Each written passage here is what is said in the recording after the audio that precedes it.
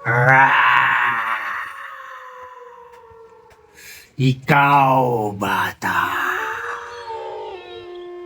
Bakit hindi ka daw natutulog sa tanghali? Puro ka na lang gala. Puro ka na lang cellphone.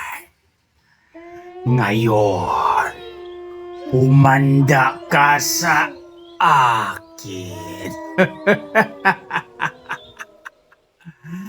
Dahil kinukuha ko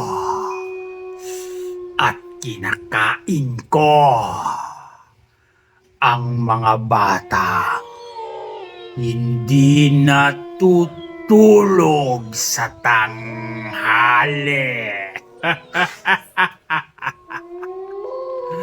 Humanda ka sa akin ngayon dahil pupuntahan kita